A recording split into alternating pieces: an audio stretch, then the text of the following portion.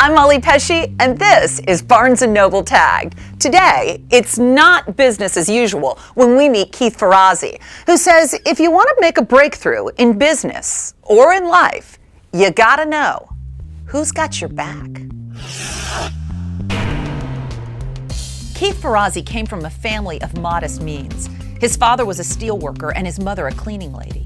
Crediting his upbringing for much of his success, Keith is now the CEO of Ferrazzi Greenlight and is the go-to guy for Fortune 500 companies on how to dramatically accelerate the development of business and relationships and to drive sales. His first book, Never Eat Alone, became a national bestseller. This is when he first introduced readers to the importance of creating strong, meaningful relationships in the business world. And he is here today with us to tell us about his latest book, Who's Got Your Back?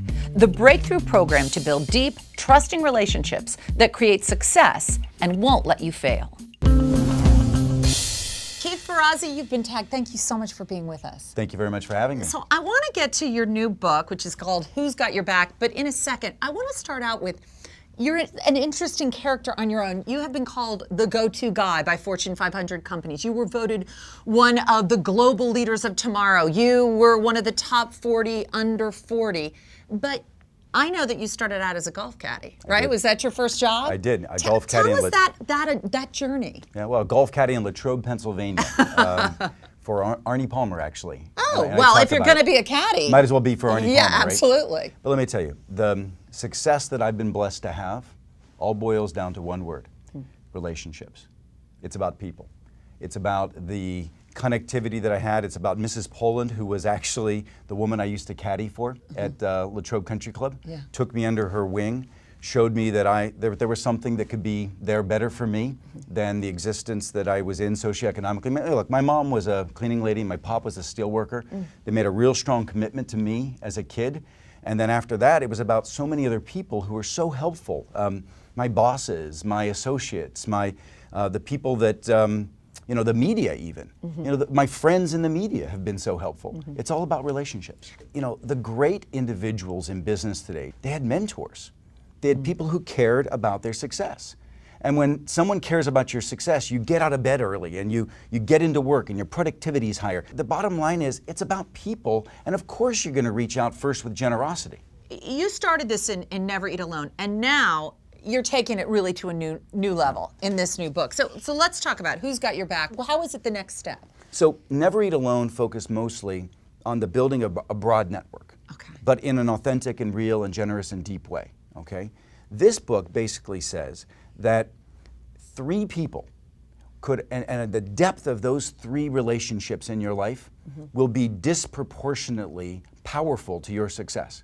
So I had a lot of success, but when I was an entrepreneur running my own business, there was a period of time where I felt like I was drowning, and it was the relationship of three people that really transformed me and so gave those me, are the people that had your back. Those are the people that I desperately needed to turn myself around. I find this so interesting talking to you because I think there's going to be some people that go, well, I'm not in the business world. I'm a mom at home and I've got to deal with the PTA. But I think that there are lessons that can be learned in this book that could go into regular life. Let me tell you a story about Jean Nidich. You know who Jean Nidich is?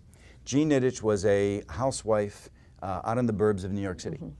And she realized that her obesity and her weight was really becoming a problem. And she heard about a weight loss program in the city of New York that she would travel into. But her girlfriends wouldn't go with her, so she'd come back and in their living room, they'd chat about their weight loss. And she'd bring all of the programs and the diets and the exercise back and they'd talk about it. Well, today it's a multi-billion-dollar business called Weight Watchers. It's about people supporting people. We need this in our lives for everything. I don't care if you're trying to raise a great family and you need a group of other moms around to talk about the challenges and the struggles. I don't care if you're trying to be, Mr. or Ms. Titan of industry. You need that same kind of peer-to-peer support group. Well, Keith Ferrazzi, what an exciting book. Who's Got Your Back is the name of it, and it sounds amazing. Thank you so much. Take care. Here's a tagged close-up. It's a book from one of the world's most renowned fashion photographers. The pictures, the poses, the people make it the perfect book to pore over again and again. Avedon Fashion, 1944 to 2000, encompasses 7 decades of extraordinary images by Richard Avedon, the most influential fashion photographer of the 20th century. In 1944, having served in the Merchant Marine, Richard Avedon took his first fashion photographs for free. The photos were displayed in the elevator of a New York City department store. That elevator showing started his incredible rise as a world-renowned fashion photographer. Avedon Fashion, 1944 to 2000, offers a definitive survey from Avedon's groundbreaking early photographs for Harper's Bazaar through his constantly inventive contributions to Vogue and The New Yorker. Each carefully selected image represents an artistic collaboration with significant models throughout the decades, and a nice dose of iconic celebrity faces. With critical essays by Carol Squires, curator at the International Center of Photography, Avedon Fashion chronicles an astonishing record of photographic achievement, and that's my tagged close-up. Every week, we take a look at the offerings in the world of books, music, and movies. And this week, we have quite a variety in my top tags. Heating up at number 5 is Obsession, an Erotic Tale by, hold on to your designer jeans, Gloria Vanderbilt. Prim and proper Priscilla finds the erotic correspondence between her late husband and his wild mistress, Queen Bee. And if that's not intriguing enough, you can also listen to the audio version of the book read by Gloria Vanderbilt herself. Chilling at number 4 is Below Zero, the 9th novel from award-winning C.J. Box featuring Wyoming game warden Joe Pickett. Below Zero begins with a phone call from a girl who is supposed to be dead. Things only get more mysterious and chilling from there. Electrifying at number 3 is Voltaic, the latest musical offering from award-winning avant-garde singer-songwriter and actress Bjork. The recording includes cutting-edge technology, an old-school horn section, and a female flag-toting Icelandic choir, all bursting with raw life. Admittedly at number 2 is Confessions of a Shopaholic, out on DVD and Blu-ray. A Manhattan shopaholic whose buying sprees have buried her in debt lands a columnist gig dishing out financial advice in this comedy based on Sophie Kinsella's bestseller.